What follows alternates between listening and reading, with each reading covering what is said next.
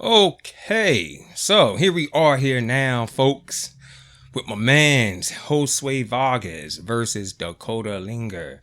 My goodness, I'm gonna have to say there was no way that Josue should have been allowed to continue, even after I say like the second knockdown, because there was more than just what was it, like two knockdowns or so. You know what I mean? The first knockdown, it was ruled as a slip or so. But see, the thing is about this fight is that Josue Vargas, his opponent, Dakota Linger, was brought in to make Josue looks good. Okay, he was supposed to make the man. They're trying to bring him back after his loss, his knockout loss to Zapata and everything. Josue Vargas, if you look at him, yeah, he looks like he can be like, some type of, star in boxing. Okay. Someone that's enjoyable to watch. He has the cockiness and everything, everything that goes along with it. Okay. Only things he doesn't have is the chin.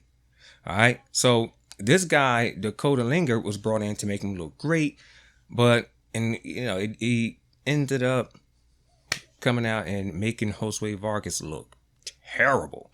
He just cracked him. Now, there's a urban legend about wearing a beard in boxing. Okay, if anyone noticed, Josue Vargas got a big beard. Okay, and there's an urban legend about that the big beard, it helps protect the chin. It's supposed to soften the punch. If you notice Josue Vargas, his chin is just boom. Okay. But as you can see, not once but twice, that urban legend is a myth, because we all seen Josue Vargas get stopped twice with that big beard of his. I remember in one fight where who was it? I forget who it was, and they wanted him to shave his beard off. I think it was a John Ruiz fight. I forget who John Ruiz was fighting, but they wanted him to shave off his beard because, he was saying that the beard would, soften, cushion the punch and everything that will, when it lands and stuff. Oh, wow. Come on, folks. Anyway, yeah, they thought it'll cushion the punch, but as you can see, man, it doesn't matter. Okay. Now, Josue Vargas, to me, brother is done. Okay. A lot of people say, oh man, he's only 24, man. He can still do it. Man, why you want to wish bad on him and all this, that, and the third? I'm not wishing bad. The way he looked walking out that ring, he was still, on shaky legs. He wasn't steady. That's not a good look. I don't want to see no one else get killed in boxing. Hell, no one does. It happens when you least expect it. Okay. So far, I done seen two fighters, okay, lose their life. All right. Maximum Dadashev, and the other young man, Patrick Day. Okay, I sat there and watched Patrick Day hit his head on the canvas, and it was over.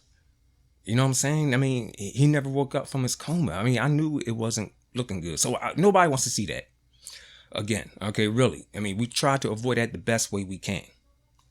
Now, moving on, Edgar Berlang and Alexis Angulo. Okay, now let me see. 5 stars out of 5 stars. I'm gonna give this fight. Let's see. Maybe I'll say 3 stars. Okay, because Edgar Berlang, he did, went in there and he won the fight. It was ugly. But the thing is, he tried to box, okay? And what we seen in Edgar Berlang in that fight goes to show he still have a long ways to go. So all that talk when Aaron was saying, oh, I want him to fight Canelo Alvarez next year. Hell no, that was last year he said that. He had said that. And the way he looked in that fight with, Alexis Angulo, oh, no, he's nowhere ready for Canelo, He's not even ready for the Cuban boy. He's not even ready for, David Benavidez. Still, no, he still has a ways to go. And I always say, it's time for Edgar Berlang to get some new trainers. Okay. I mean, if you want to take this sport serious, my boy, I understand that they're your family and everything, but you don't want to fire your family after you lose, okay? Oh man, I need some new trainers and whatnot, so I'm gonna have to, I love you guys, but I'm gonna move on with some, new trainers. No, do it now, okay? I mean, you're at a point in your career where you should be boxing better than what you did last night. I mean, I understand that you won, but you have to understand this: the guy you was facing had slower feet than you. Okay, his balance wasn't all that good. And Edgar Berlanga's, his balance, yeah, all right, his balance, Edgar Berlanga's balance and foot speed versus Angulo's, okay, Edgar Berlanga's is, I mean, way more superior, okay, but he still need to work on some things, including his balance, and get his footwork and everything just a notch better, okay, because Alexis Angulo, his was horrible, and he was slow, so that was the reason why Edgar Berlanga was able to win this fight. All right, I mean, I'm like, yo, if Edgar Berlanga lose this fight, they're gonna put it all on Miguel Cotto. They're gonna be like, Miguel, you're bad luck. I mean, Josue, he lost. There was another fighter, Puerto Rican fighter, that was on right after the Josue fight, I believe. He lost to some Dominican guy. And then we had two LeBrons. I didn't know LeBron was a Spanish name. My goodness.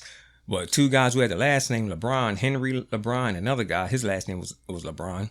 But they were both Puerto Rican, so that don't count. You know what I mean? But one Puerto Rican still lost. All right. And then we had this one, the main event, with Edgar Berlanga and Alexis Angulo. So I was saying, if Edgar Berlanga loses this fight, man, they're going to say, yo, we don't want Miguel Cotto at no more of our fights, yo, for real. No, but it was great to see Miguel Cotto. And, this fight was taken on, the Puerto Rican Parade Weekend. So I guess that was today and everything. I wouldn't know. The one out here in Philly, that's in September. The one in Camden, I think that passed already. The one in Camden, New Jersey. I think that passed already. Who knows?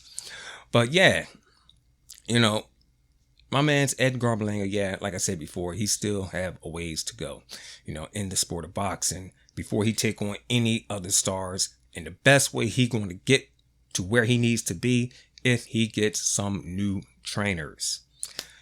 So Pat Goosen will be, I can't say that. Well, the Goosen gym, yeah, they train some good fighters and everything, or he can go out in Detroit and whatnot. Yeah.